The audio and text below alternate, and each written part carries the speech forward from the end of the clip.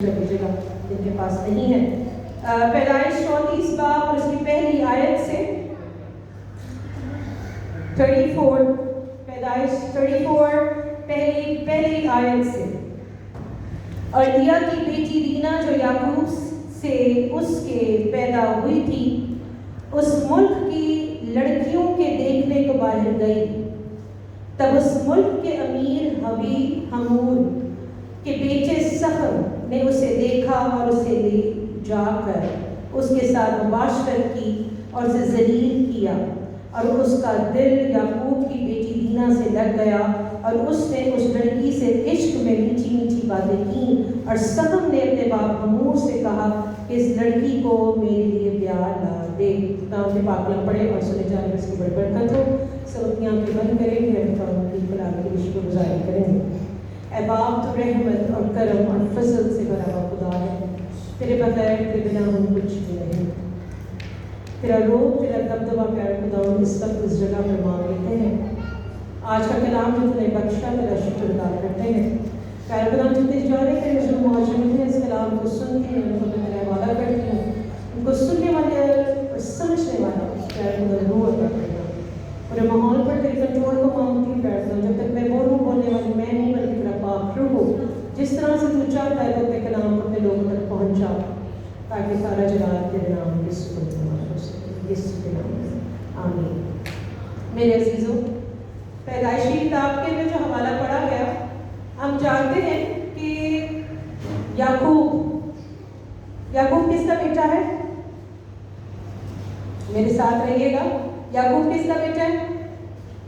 اسحاق کا، ٹھیک ہے۔ اسحاق کے دو بیٹے عیسو اور یعقوب، اور ہم دیکھتے ہیں کہ یعقوب جو ہے وہ اپنے ماما کے پاس چلا جاتا ہے، لابن کے پاس، اور جاتا ہے اور 7 سال سے خدمت کرتا ہے، تو اس کی شادی لیا سے ہو جاتی ہے، اور پھر 7 سال خدمت کرتا ہے، تو اس کی شادی کس سے ہو جاتی ہے؟ راحل سے، ٹھیک ہے۔ اور پھر اس کے بعد ہم دیکھتے ہیں کہ لیا کے کتنے بیٹے ہیں؟ لیا کے پاس خدا نے لیا کو بیٹے دیے، اور پھر راحل کا رحم تب تک بن رہا۔ پھر ہم جانتے ہیں اس کے بعد ہم دیکھتے ہیں کہ لیا کی جو بیٹی ہے دینا، ٹھیک ہے۔ یعقوب کے 12 بیٹے تھے اور ایک بیٹی دینا نام تھا، ٹھیک ہے۔ کیا نام تھا؟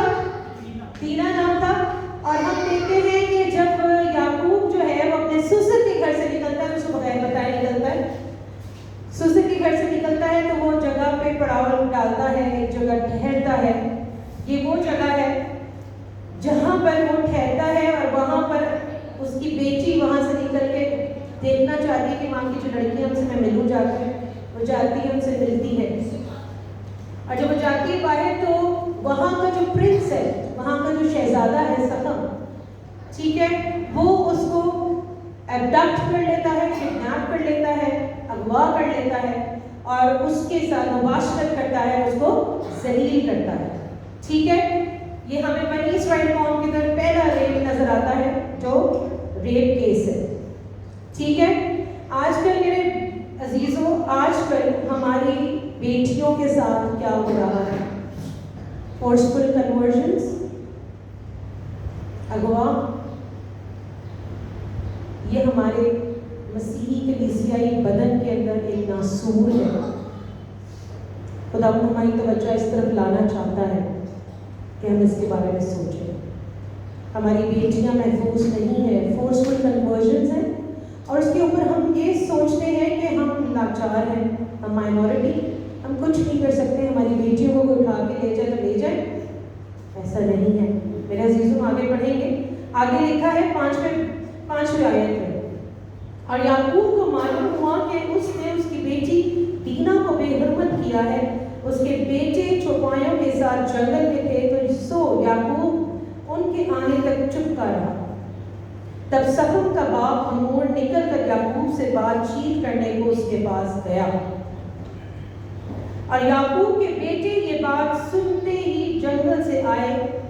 یہ مرد بڑے رنجیدہ اور غضبناک تھے، کیونکہ اس نے جو یعقوب کی بیٹی سے مباشرت کی تو بنی اسرائیل میں ایسا مکر فعل کیا جو ہرگز مناسب نہ تھا۔ تب حمور ان سے کہنے لگا کہ میرا بیٹا سخر تمہاری بیٹی کو دل سے چاہتا ہے، के साथ ब्याह दो, हमसे समझाना कर लो, अपनी बेटियां हमको दो और हमारी बेटियां आप लो, तो तुम हमारे साथ बसे रहोगे और ये मुल्क तुम्हारे सामने है, इसमें बूदोबाश और तजारत करना और अपनी अपनी जायदादें खड़ी कर लेना। ठीक है जी, बड़ी ऑफर है, बहुत बड़ी ऑफर, छोटी ऑफर है, बहुत बड़ी ऑफर। पूरा मुल्क तुम्हारे सामने है, पूरा मुल्क तुम्हारे सामने है, अपनी जायदादें खड़ी कर लेना।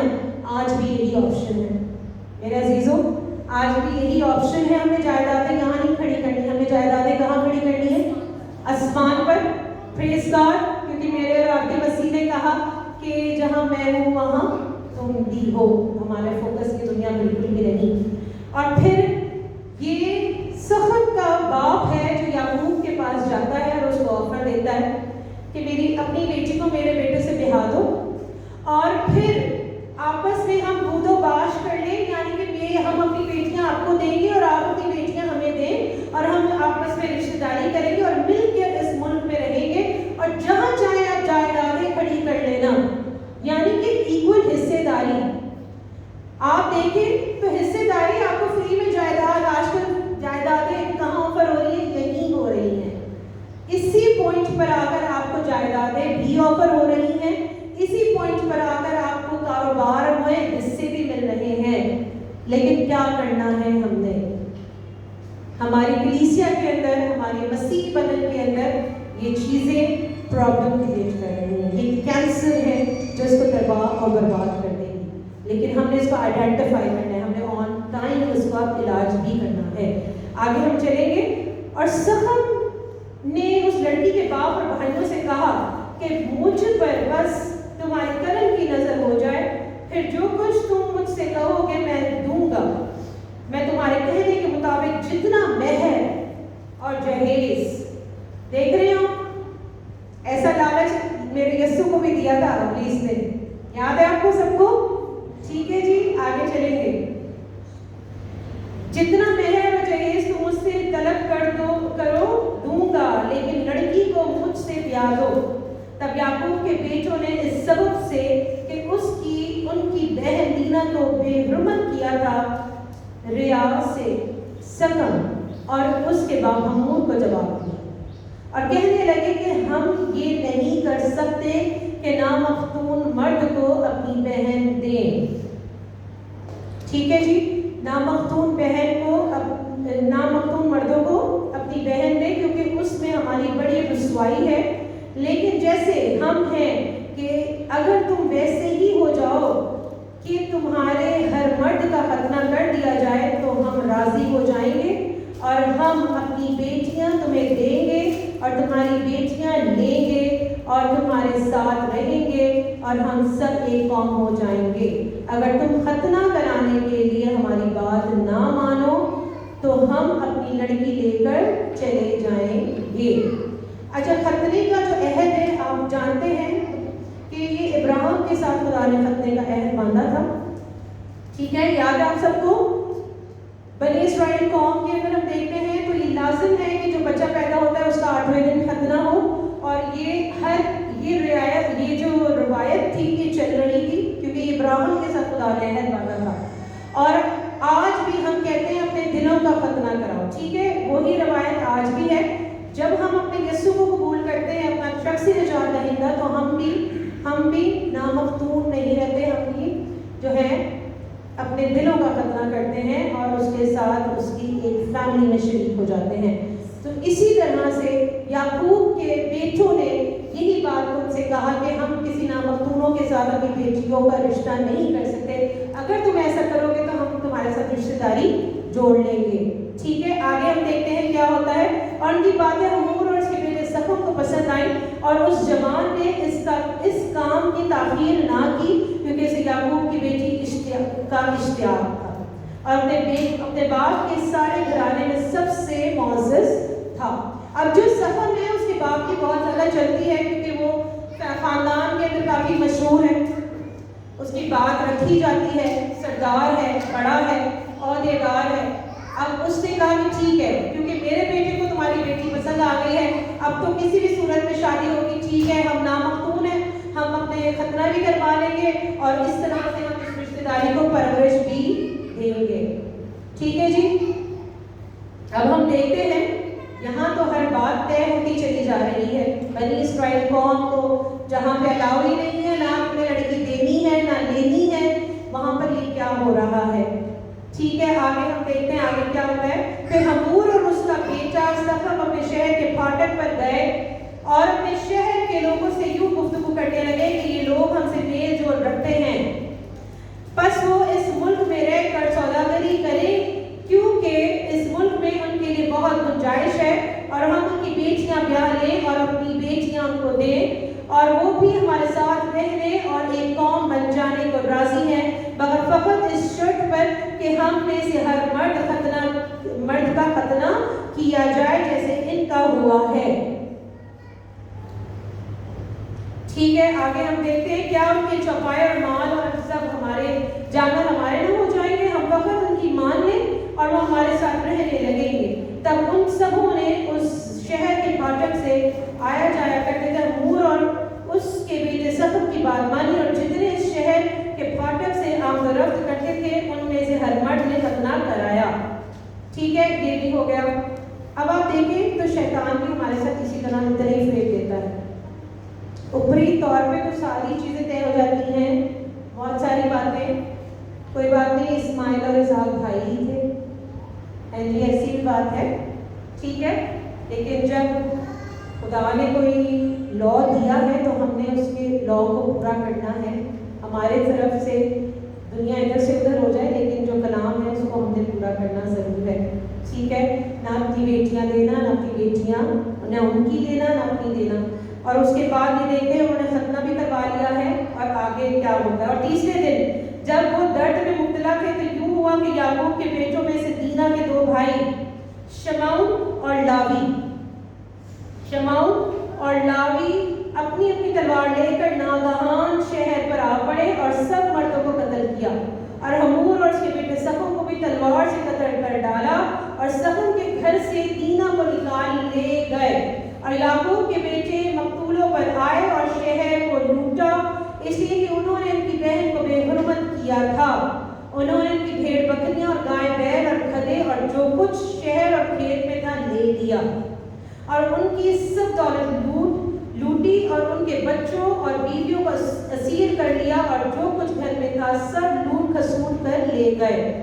تب یعقوب نے شمعون اور لاوی سے کہا کہ تم نے مجھے کڑھایا، کیونکہ تم نے مجھے اس ملک کے باشندوں یعنی کنعانیوں اور فرزینیوں میں نفرت انگیز بنا دیا، کیونکہ میرے ساتھ تو تھوڑے ہی آدمی ہیں، سو وہ مل کر میرے مقابلہ کو آئیں گے اور مجھے قتل کر دیں گے، اور میں اپنے گھر سمیت برباد ہو جاؤں گا۔ اور اس بات پہ کیا جواب آیا؟ انہوں نے کہا تو کیا اسے مناسب تھا کہ وہ ہماری بہن کے ساتھ قصبی کی طرح برتاؤ کرتا؟ میرے عزیزوں، شمعون اور لاوی دینا کے بھائی تھے اور انہوں نے اس پہ یہ کیا، اور اس کے آگے ہم دیکھتے ہیں کہ اس کارروائی کے بعد خدا خاموش ہے۔ خدا نے اس بارے میں کچھ بھی نہیں کہا کہیں بھی کہ صحیح ہوا یا غلط ہوا، اس لیے کہ ان کی بہن کے ساتھ قصبی کا ساتھ برتاؤ کیا گیا، اور یہ بات ان کو قبول نہ تھی۔ یعقوب کی ڈائلاگ سے تو لگتا ہے کہ وہ ڈرا ہوا ہے، لیکن اس کے بھائی ڈرے ہوئے نہیں تھے، انہوں نے اس بات پہ سٹینڈ لیا۔ آج ہماری بائبل میں لکھا ہے کہ خدا کہتا ہے میری بنت قوم، آج خدا کی جو بنت قوم ہے، کیونکہ ہم خدا کے نام سے کہلانے والے لوگ ہیں، آج خدا کی بنت قوم آپ ہیں، آج خدا کی بنت قوم ہماری بیٹیاں ہیں، ہماری بہنیں ہیں، جو اس بات سے کافی دور ہیں، یا کبھی کبھی وہ ایبڈکٹ ہو جاتی ہیں، کڈنیپ ہو جاتی ہیں، لیکن کوئی سٹینڈ لینے والا نہیں ان کے لیے، کوئی بات کرنے والا نہیں ہے۔ ایسا نہیں ہونا چاہیے، اس لیے کہ کلام خدا کے اندر ہمیں یہ واقعہ ملتا ہے کہ جب ان کے ساتھ ایسا ہوا تو ان کے لیے سٹینڈ لیا گیا، باقاعدہ انہوں نے پورے کے پورے بہت خون ریزی کی ہے۔ میں یہ نہیں کہہ رہی ہوں کہ خون ریزی کریں، मैं ये कह रही हूँ कि इन्होंने खून रेजी की, लेकिन आइंदा कभी किसी ने भी बनी इस्राएल बेटी पर, बनी इस्राएल कौम की बेटी पर आंख उठाकर भी नहीं देखा। Hallelujah, praise God, hallelujah. हम देखते हैं आगे हमारा एक्शन प्लान क्या होना चाहिए। इफ्सियों का खत 5 बाब और उसकी 10वीं आयत।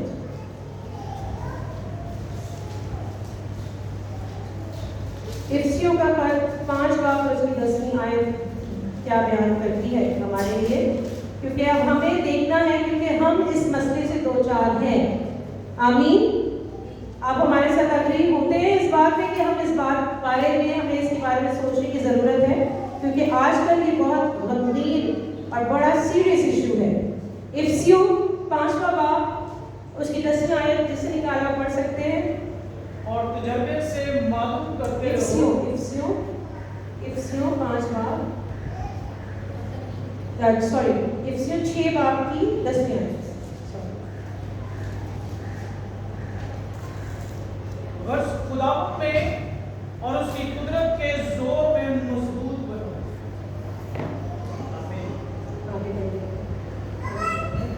खुदावंद के सब हथियार बांध लो ताकि तुम इब्लीस के मंसूबा के मुकाबले में कायम रह सको। हम देखते हैं, इसको हम थोड़ा ठहर करके आयतों को पढ़ेंगे। लिखा है कि गर्ज खुदावंद में और उसकी कुदरत के जोर में मजबूत बनो। क्या बनना है? मजबूत बनना है। मजबूत बनने के लिए जरूरी क्या होता है? अंदर आपके विल पावर होनी बड़ी जरूरी है। मजबूत होना जरूरी है। मजबूत बनो, खुदा के सब हथियार बांध लो ताकि तुम इब्लीस के मंसूबों के मुकाबला में कायम रह सको। आप लोगों ने देखा कि क्या शहादत मिलती है यहाँ पे। सफर में जितनी ऑफर सफर में की है, उसके बाप ने की है, वही सारी ऑफर्स यस्सु को भी की गई थी। जब यस्सु पर बपतिस्मा लिया तो 40 डेज के लिए बियाबान में चले गए। 40 दिन तक वो इब्लीस से आजमाया गया, ऐसा लिखा है बाइबल मुकद्दस में। और उसके पास इब्लीस ये सारी ऑफर्स लेकर आया कि बस तू मुझे सजदा कर दे, ये सारी तेरी है। सजदा कर दे तो ये सारी शान और शौकत तेरी। और वहां वो क्या कह रहा है कि बेटी मेरे बेटे से ब्याह दे तो ये सब तेरा। उसने कहा जितना तू मेहर मांगता है ले ले, जितना जहेज मांगता है ले ले, और बेटी ले ले। और इसी तरह उसे कहा यस्सु को भी सारी शान और शौकत इस दुनिया की तुझे दे देता हूँ। लेकिन यस्सु ने इनकार कर दिया।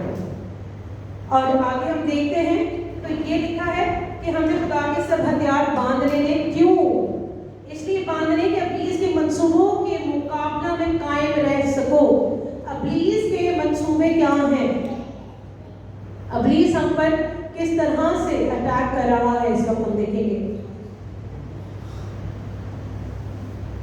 जिस्म की ख्वाहिश, आंखों की ख्वाहिश और जिंदगी की शेखी। ठीक है जी, ये 3 चीजें हैं जो इस वक्त हमारे क्रिश्चियन लाइफ को खराब कर रही हैं। और ये तीनों चीजें ही इब्लीस के हरबे हैं।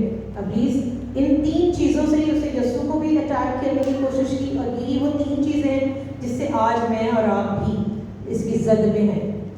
आगे हम देखते हैं तो हम इससे बच कैसे सकते हैं। हम सिर्फ हथियार बांध लेंगे तभी। ये हथियार क्या है? भाई बच्चन आगे बढ़े। क्योंकि हमें खून और गोश्त से कुश्ती नहीं करना है। क्योंकि खून और गोश्त हमारी कुश्ती नहीं है। हमने कोई वॉर्स नहीं करनी, हमने कोई गोलियां नहीं चलानी, बम नहीं चलाने। हमने क्या करना है? हमारी खून और गोश्त से कुश्ती नहीं है। आगे बल्कि हुकूमत करने वालों और इख्तियार वालों और इस दुनिया की तरीकी के खात्मों और शरारत की उन रूहानी फौजों से जो आसमानी मुकामों में है। हाँ जी, किस किस से हम जंग लड़ेंगे? और खून और गोश्त की कुश्ती नहीं है। हम जंग लड़ रहे हैं हुकूमत वालों से, इख्तियार वालों से, और बिल्कुल दुनिया की तारीकी के हाकिमों और शरारत की उन रूहानी फौजों से जो आसमानी मुकामों में है। हमारी जंग इनसे है, क्योंकि शरारत के सारे पहलू ही यहाँ से निकल रहे हैं, इन्हीं से। क्योंकि जो हुकूमत वाले हैं, वो इख्तियार वाले हैं, وہ آپ کے اوپر ایسی چیزیں امپلیمنٹ کریں گے کہ جس کو آپ سوچیں گے مجھے کرنی ہے، لیکن ہماری کشتی خون اور بوجھ سے نہیں ہے، بلکہ کس طرح سے ہم اپنے جنگ کیسے لڑنی ہم آگے یہ سیکھیں گے. جی اس واسطے تم خدا کے سب اختیار باندھو تاکہ برے دن میں مقابلہ کر سکو اور سب کاموں کو انجام دے کر قائم رہ سکو. بالکل آگے چلیں گے. بس سچائی سے اپنی کمر کس کر اور راست بازی کا بختر لگا کر. ہاں جی، سچائی سے کمر کس کر. سچائی کون ہے؟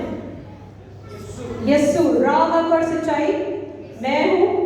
یسوع نے کہا راہ حق اور سچائی میں ہوں. یوحنا 14 باب کی 6 آیت میں بتاتی ہے. ٹھیک ہے، تو یسوع سچائی کا، یہ سچائی سے کمر کسنی ہے، یہ بھی یسوع.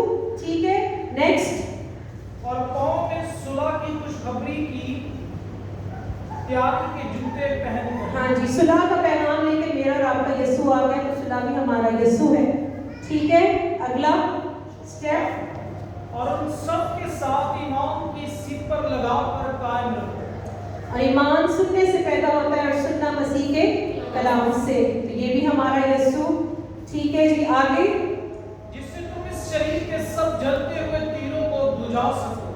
ہاں جی، روح کی تلوار ایک آپ نے مس کر دی. روح کی تلوار جو خدا کا کلام ہے. روح کی تلوار جو خدا کا کلام ہے. ابتدا میں کلام تھا، کلام خدا کے ساتھ تھا، کلام خدا تھا. کلام مجسم ہوا اور سچائی سے معمور ہو کر ہمارے درمیان ٹھہرا رہا. ہم نے اس کا ایسا جلال دیکھا جیسا باپ کے اکلوتے کا جلال. ٹھیک ہے، اب اگلا. ہر وقت اور ہر طرح سے روح میں دعا اور منت کرتے رہو. ٹھیک ہے، جو ہم نے جنگ لڑنی ہے اس کے لیے یہ ضروری ہے. میرے آدھے سپاہی سو چکے ہیں. پریز گاڈ، ہاللویا. ٹھیک ہے، آگے بڑھیں ولسن بھائی. اور اسی غرض سے جاگتے رہو کہ سب مقدسوں کے واسطے بلا ناغہ دعا کیا کرو، اور میرے لیے بھی، تاکہ بولنے کے وقت مجھے کلام کرنے کی توفیق ہو، جس سے میں خوشخبری کے بیگ کو دلیری سے ظاہر کروں، جس کے لیے زنجیر سے جکڑا ہوا ایلچی، اور اس کو ایسی دلیری سے بیان کروں جیسا بیان کرنا مجھ پر فرض ہے. آمین. اب ہم دیکھتے ہیں تو ہمارے پاس ساری چیزیں موجود ہیں. ہمارے پاس سچائی سے کمر کسنے کے لیے یسوع ہے. ہمارے پاس راست بازی کا بختر یسوع ہے. ہمارے پاس صلح کی خوشخبری کے جوتے یسوع ہے. ہمارے پاس ایمان کی سفر یسوع ہے. ہمارے پاس نجات کا حوض یسوع ہے. ہمارے پاس روح کی تلوار یسوع ہے. تو پھر ہمیں کیا کرنا ہے میرے عزیزوں؟ ہمیں ہر وقت ہر طرح سے روح میں دعا اور منت کرنے کی ضرورت ہے، تاکہ اس کے جلتے ہوئے تیر، ابلیس کے جلتے ہوئے تیروں کو بجھا سکو. جتنی ہم پر پرابلمز آتی ہیں، یہ اس ابلیس کے جلتے ہوئے تیر ہیں، ان سبوں کو بجھانا ہے. تو ہر وقت اور ہر طرح سے روح میں دعا کرتے رہنا ہے. اور میرے عزیزوں، میں آپ کو بتانا چاہتی ہوں کہ ہمارا کام کیا ہے. ہماری کلیسیا گو کے بہت چھوٹی ہے. بائبل مقدس میں لکھا ہے چھوٹے پلے نہ ڈر. ٹھیک ہے، ہم دیکھتے ہیں مکاشفہ 7 باب اور اس کی 9 آیت سسٹر کرسٹینا کے ساتھ. مکاشفہ 7 باب اس کی 9 آیت سے لے کر 17 آیت. ان باتوں کے بعد جو میں نے نگاہ کی تو کیا دیکھتا ہوں کہ ہر ایک قوم اور قبیلہ اور امت اور اہل زبان کی ایک ایسی بڑی بھیڑ جسے کوئی شمار نہیں کر سکتا، سفید جامے پہنے اور کھجور کی ڈالیاں اپنے ہاتھوں میں لیے ہوئے تخت اور برا کے آگے کھڑی ہے، اور بڑی آواز سے چلا چلا کر کہتی ہیں کہ نجات ہمارے خدا کی طرف سے ہے جو تخت پر بیٹھا ہے، اور برا کی طرف سے. اور سب فرشتے اس تخت اور بزرگوں اور چاروں جانداروں کے گردا گرد کھڑے ہیں کہ وہ تخت کے آگے منہ کے بل گر پڑے اور خدا کو سجدہ کر کے کہا آمین. حمد اور تمجید اور حکمت اور شکر اور عزت اور قدرت اور طاقت اور آباد ہمارے خدا کی ہو आमीन। आमीन। और बुजुर्गों में से एक ने मुझसे कहा, ये सफेद जामे पहने कौन है? मेरे अजीजों, ये सफेद जामे पहने हुए तख्त के सामने खड़े हुए लोग कौन हैं? ये हम देखेंगे। आगे बढ़े। और कहा, मैंने उससे कहा, आए मेरे खुदावंद, तू ही जानता है। उसने मुझसे कहा, ये वही हैं जो उस बड़ी मुसीबत में से निकल कर आए हैं। उन्होंने अपने जामे बरा के खून से धोकर सफ़ेद किए हैं। इसी सबब से ये खुदा के तख्त के सामने हैं और उसके मक़दस में रात दिन उसकी इबादत करते हैं। और जो तख्त पर बैठा है वो अपना खेमा उनके ऊपर तानेगा। इसके बाद ना कभी उनको भूख लगेगी, ना प्यास, और ना कभी उनको धूप सताएगी, ना गर्मी, क्योंकि जो बरा तख्त के बीच में है वो उनकी गलाबानी करेगा और उन्हें आब हयात के चश्मा के पास ले जाएगा, और खुदा उनकी आंखों के सब आंसू पूंछ देगा। आमीन। मेरे अजीजों, ये हमारा मुकाम है। खुदा के साथ चलना बहुत आसान नहीं है। इस दुनिया में जब हम हैं तो इस वक्त हम बड़ी खतरनाक हालत में हैं। मैं आपको कोई हसीन बाग नहीं दिखाना चाहती। इस वक्त अगर आप यीशु के साथ हैं तो पूरी दुनिया आपके खिलाफ है। इस वक्त आपको मुखालफत का सामना करना पड़ेगा, लेकिन अगर आप उसमें कायम रहेंगे तब ही आप उस बर्रा के तख्त के सामने खड़े रह सकेंगे। उसके सामने सफेद जामों में ये वो लोग हैं जिन्होंने बड़ी मुसीबत उठाई है, और फिर मुसीबत उठाने के बाद ही आप अपने खुदावंद यीशु के सामने खड़े हो सकेंगे और उसके मक़दस में उसके साथ रहेंगे और हम दो ताज़ीम करते रहेंगे। ये आपका मुकाम है। अगर हम इस दुनिया में हैं तो हमारी मुखालफत हमारी नहीं है, मुखालफत यीशु की है। और आप इस बात पर खुश हों, क्योंकि जो यीशु के नाम के सबब से सताए जाते हैं वो मुबारक लोग हैं। और अगर आप उसके नाम से सताए जा रहे हैं तो आप बहुत मुबारक हैं। और अपनी वैल्यू को समझें। अगर हम अपनी वैल्यू नहीं समझेंगे, आज इस बात को मामूली जानकर और हम सोचेंगे हाँ ठीक है, बड़ी शान और शौकत मिल रही है, बड़ा बिजनेस मिल रहा है, बड़ी जायदाद मिल रही है, चलो ठीक है, लेट्स कॉम्प्रोमाइज। आगे किसने देखा है? तो फिर मेरे अजीजों, ये दुनिया सिर्फ हलाकत ही है, इसके आगे कुछ भी नहीं। खुदावंद आज के कलाम को इसी में सबसे खड़े हो जाएं और मैं चाहूँगी कि एक चेन की सूरत में हम इस दुआ करेंगे, इसमें शरीक होंगे। चेन की सूरत में सब एक दूसरे के हाथ पकड़ेंगे, सामने आ जाए, हम चेन की सूरत में दुआ करेंगे। Praise God, hallelujah, praise God. सब आ जाइए। ये दूसरे यहाँ पे रखो को स्टार्ट और सब यहाँ पर आ जाइए। चेन की सूरत में हाथ पकड़ के सारी लड़कियाँ इस तरफ आ जाए और भाई इस तरफ आ जाए।